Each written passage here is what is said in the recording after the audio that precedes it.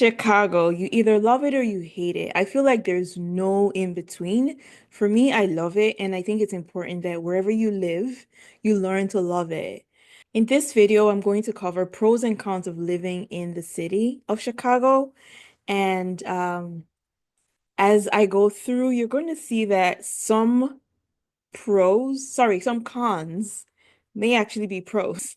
I may just be biased, but you tell me. All right. So let's get into it. Before we do, just wanted to quickly introduce myself. My name is Nonye Ononubu. I am a local real estate agent here in Chicago, and this channel is helping you navigate either moving to Chicago or moving from one neighborhood to another in the city of Chicago and in the Chicagoland area. So you don't have to do it alone. Let's navigate real estate together.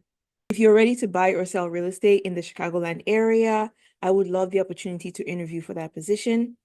My contact information is in the description below. All right, so let's talk about the pros and cons of living here. And what I'm going to do is I'm going to talk about one con and then one pro, and then we'll just kind of mix them in as we go along.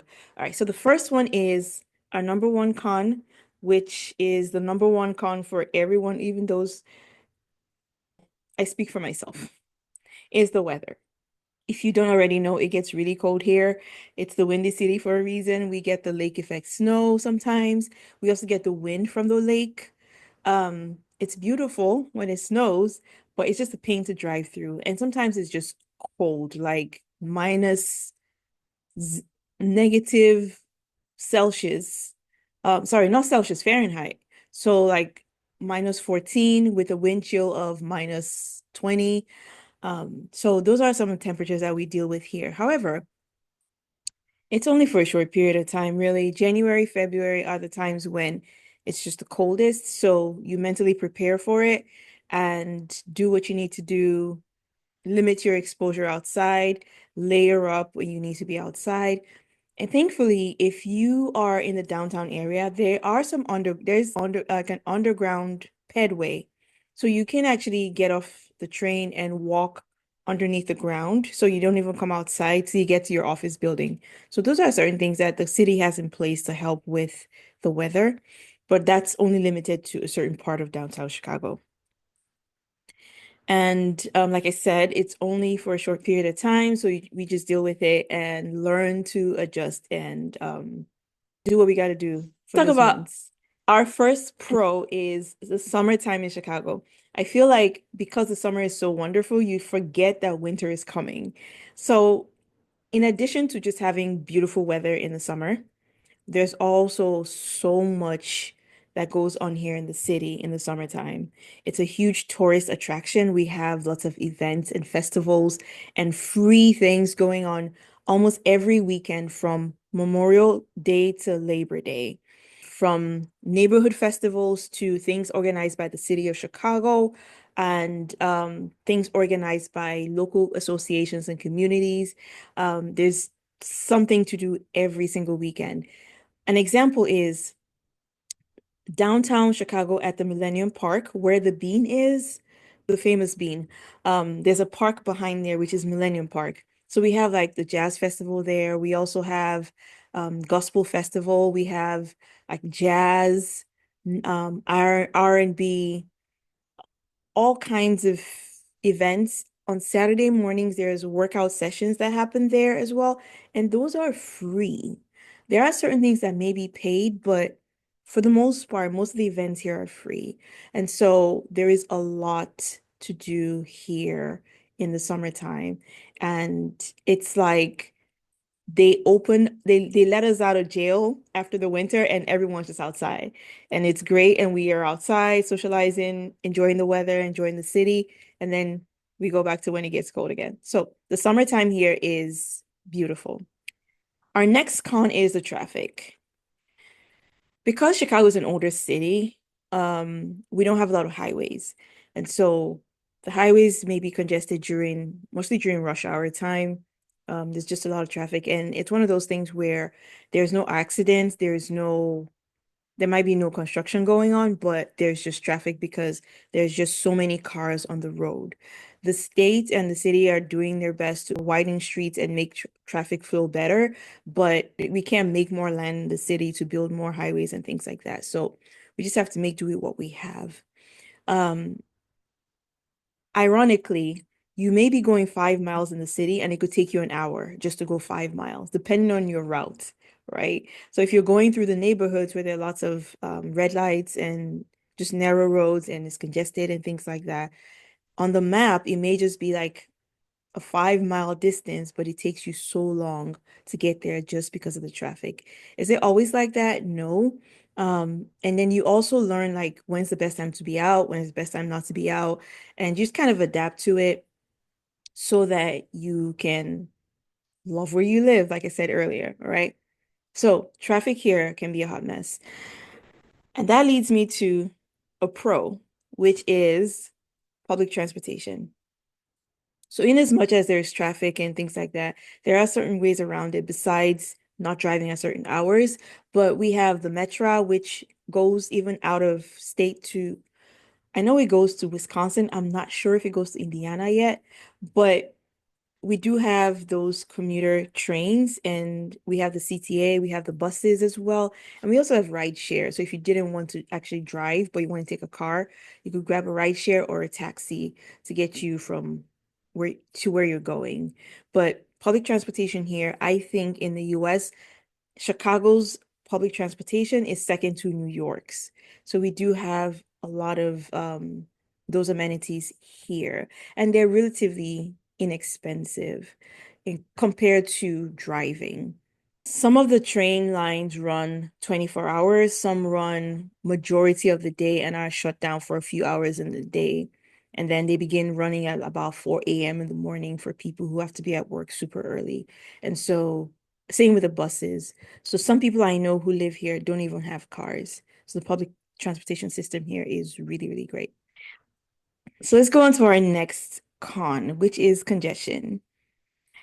Like any old major city, homes were built close to each other. And so you may have a nice house, but you don't have a huge yard, or the distance between your house and the neighbor's house is, I mean, you could touch it right from your front, from your window, you could touch the other building that's next to you. And so we're congested that way. And we have large buildings here in neighborhoods like apartment buildings, and then you have a single family home next door or a smaller apartment building close by. So in that geographical area, you could have hundreds of people just living in close proximity to each other. And then also some of the streets are narrower because of when they were built. They weren't necessarily built for large cars or the amount of cars we have today. And so we do have that situation with congestion. Now, from congestion, I would say that it's also a good thing. And that's one thing I actually like about being in the city. Like you feel like you're crammed and close to everybody, but that also means you're close to your dentist's office. You're close to the grocery store. You're close to the dry cleaners. You're close to like the things that you need. Dining, your restaurants are close by as well. So if you need to go have lunch, you literally could walk to the restaurant versus having to get in the car and drive on the highway to the next restaurant close by, to the closest restaurant to your neighborhood. And so that's one thing I actually like about the congestion in the city, especially when it gets so cold and you don't want to drive in the snow or something. You could easily walk to the grocery store, grab something, and walk back home. Of course, you walk quickly because it's cold, right? But that's for me, although congestion is a con, there's some positives to it. Do you agree with that? Let me know. The Okay. next pro is the architecture. Now, the thing about Chicago is you're going to see beautiful, beautiful architecture, the brick buildings, the bungalows, which Chicago is really known for. You have the ranch houses, you also have the red brick homes, you have the gray stone, you have the beautiful courtyard apartment buildings, you have the walk-ups, you have even the newer architecture right now. And then you go downtown and begin to see like the high-rise buildings, the St. Regis, the Hancock Building, the Willis Tower that used to be the Sears Tower. Okay. And all the beautiful architecture, the beautiful skyline of Chicago. I mean, even when you live here, and sometimes I'm downtown and I'm like a tourist, try not to just stand there and take pictures like everybody else who's from out of town, right? Just because it's beautiful. And I feel like sometimes it's just a blessing to live in such a beautiful city. Like the people who planned the city and made it what it is, they really had a vision and they implemented it very well. And of course, they're adding more things to it, and sometimes it changes. But if you are someone who enjoys beautiful architecture, you find a lot of that here. And then also, if you step outside of the city to certain suburbs that are close by, like Wilmette, Oak Park, Evanston, there's like the Frank Lloyd Wright type homes, and the other homes that were built by um, architects of like the early 1900s that have those homes have been maintained and kept. I mean, remember the Home Alone house that's a couple miles outside Chicago as well, right? So we have a lot of beautiful architecture here that makes the city just beautiful and welcoming. Our next con is parking. So I just talked about congestion and how things are close together and all of that. And so, and of course, and the streets are narrow as well. So then where do people park their cars? Because when the city was built, it wasn't built for a household, for example, that has three, four cars. So like I said, you may find like a large apartment building on one side of the street and another apartment building on the other side of the street, and both units don't have any parking at all.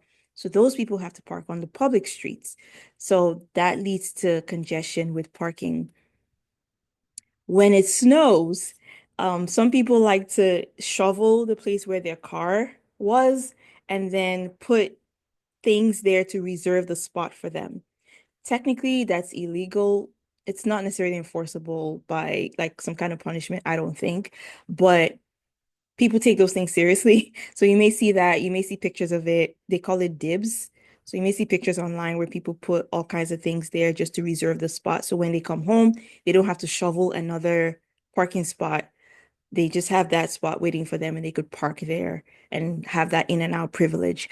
It's not legal because it's a public street and we all pay taxes for that street, right? But people still do it. If I see someone that's done it, I don't touch their stuff, but it is something that you may find when you live here, and it just makes parking harder.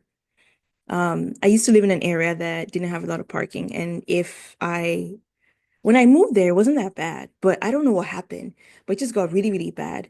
And some days I'll come home, especially if I came home later at night, I would have to either park far away and walk home, or you would circle around and around and around and just not find anything unless you parked like a couple blocks away.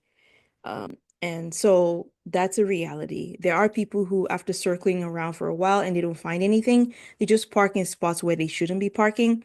And it's almost like, just give me a ticket, I'll pay the ticket versus having to roam around trying to get a parking spot. It's not bad in every neighborhood, but there are some places that are more congested than others. So if that's something that is of importance to you, you can discuss that with when you're trying to find a property, either with the realtor you're working with or however you're finding the place that you want to live at. There are some owners in some of those areas that have private garages that they don't use, and so they lease those out to people who don't have parking in their building. Also, there are some high-rise buildings where the unit itself doesn't come with parking, and so parking is an additional charge, or even condo units where the parking is an additional charge. So those are things that you may see here, just because, again, Chicago is an older city and parking is an issue here. However, we have great public transportation, so you may not need many cars to get around the city, depending on your lifestyle. If you're getting value from this video, please do give us a like and subscribe to the channel. Hit the notification bell so that you will be notified when I release new videos. Our next pro is the food and dining here. I feel like Chicago takes the cake for the best dining in the entire country. There have been arguments about this on social media and in other places, but I am biased and I believe that Chicago has the best dining. Um, it's that good where there are certain times, like I could be hungry, and because of where I am, I know that if I find something in that particular neighborhood, the food is going to be good. Like I may not even have to look up the reviews online. I know the food is going to be good because we're used to having good food here. So if your food is not good, your restaurant probably won't last a long time here in Chicago. And that's the truth. Example. I was meeting up with some people who were coming from out of town. I never met them before. And so we decided to meet at this restaurant. I picked a restaurant and it was a Thai restaurant and I picked it because I knew that if it was in that location, it would be good. So we get there and I get there a little early. So I'm parked on the street and I'm just watching and it was around lunchtime. People were just coming in and out of there, grabbing their lunch to go. And I'm like, okay, I picked a good spot. And so we get in and we order and everything was good. And at a point, they were like, have you been here before? And I was like, nope. I just knew that if it was here and it's been here for a long time, it's going to be good. And the food did not disappoint. So we have all kinds of cuisines here. If you're looking for Michelin star restaurants, we have them here. Italian, French, Mexican, Puerto Rican, Colombian, Nigerian, Ghanaian, Senegalese, Ethiopian. Um, whatever it is, Jordan, Indian. I mean, we have a lot of international cuisine here, and you would not go hungry if you came to Chicago for food.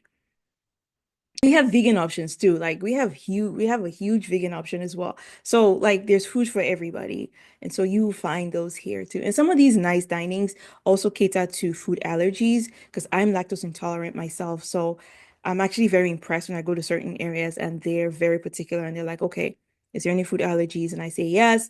And then they let me know, okay, these are things you should stay away from and all of that. So they are accommodating here as well. And my final con, which I'm sure a lot of you will relate to, is just overall cost of living and the taxes here. All right, so it's a big city, it's an old city, and things just keep going up and up and up and up and up. And you're like, okay, when are they going to come down? Um, if you can think of a tax, we probably have that tax here, or they've thought about it and maybe they tried it, it didn't work, and they got rid of it. So we've had sugar tax, which is supposed to tax sugary drinks and like candy and certain types of chips and things like that. Like literally they started it and it was for a couple months and eventually they got rid of it. But we have a bottled water tax, we have tax for grocery bags, we have additional liquor and cigarette taxes, and a plethora of things. Our sales taxes are a little higher than other places. Our income tax is a little higher than other places. Property taxes as well. So we just get taxed and taxed and taxed. However, I will say this, that because Chicago is a hub and we have like a lot of compared to other parts of Illinois, your income levels are a little higher here to accommodate the cost of living. So hopefully that helps compensate for it when you move here. Like hopefully you get higher pay so that you don't necessarily feel the higher cost as much. But here's what I'll also tell you. You may be able to play this game. Um, and I mean everybody does it, but like the city is surrounded by other towns, right? So if you live close to the edge, you could go across the street and get something and pay less taxes rather than buying it in the city. And so people do that for all kinds of things. People who live close to Indiana sometimes cross the border to do certain things in Indiana and then come back in. Same with different suburbs that are close by and have lower taxes and things like that. So there are ways to accommodate some of that where you're not always paying high prices for things and you are saving a little bit here and there. Of course, you're not going to drive like 2 hours just to save 10 cents. But if you're already there, you might as well do your shopping there before you come back to the city. Okay. So the cost of living here in general and taxes. However, I would also say this, compared to other large cities, Chicago has still stayed relatively affordable compared to other places. But in the Midwest, with the things that are around us here in Chicago, it seems like Chicago is just super expensive. And that brings me to my final pro, and that is things to do here in the city. I already talked about summertime in Chicago being just with lots of activities downtown that the city organizes. But even in the wintertime, we have a lot of entertainment, free and paid, that you can partake in. For example, downtown Chicago, a couple years ago, there was a park that was built in honor of a former first lady of the city. So she was married to a mayor of Chicago. So it's the Maggie Daley Park. And it's a beautiful park where kids and adults can play and walk around and just enjoy being outside in nature downtown. And then in the wintertime, it becomes a skating rink. If you have your own skates, you can bring them, but if you have to rent skates, then that's where you pay. So if you already have yours, you just show up and you enjoy the park, right? I already talked about Millennium Park having a lot of activities in the summertime. In the wintertime, there's also a skating rink there as well. Um, there are Broadway shows and other theater in Chicago, comedy shows, music, entertainment, museums, aquariums. We do have two conservatories in the city that I'm aware of. There might be more, but there's the Lincoln Park Conservatory. There's a Garfield Conservatory. So it's an indoor type garden. Just think of it like an indoor garden. So even in the winter, you can enjoy those places. And then, of course, in the summertime, you could be outside and enjoying the zoo. Um, Even in the winter, there's the zoo lights and other things outdoors just to entertain um, all ages, essentially.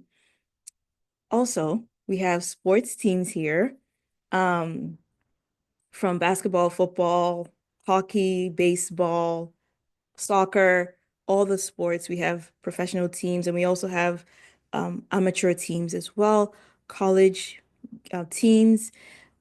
I mean, the list goes on and on and on and on and on. There's always something to do. Again, free or paid, depending on your preference. There's something to do here in the city of Chicago.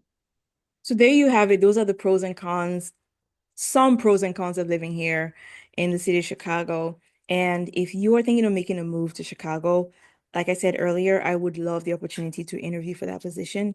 My contact information is in the description below. Book a time, and I will be glad to speak with you and see how we can help you navigate your move either to the city or if you already live here, to a different neighborhood or even to the suburbs. Thank you so much for watching, and I will see you in the next video.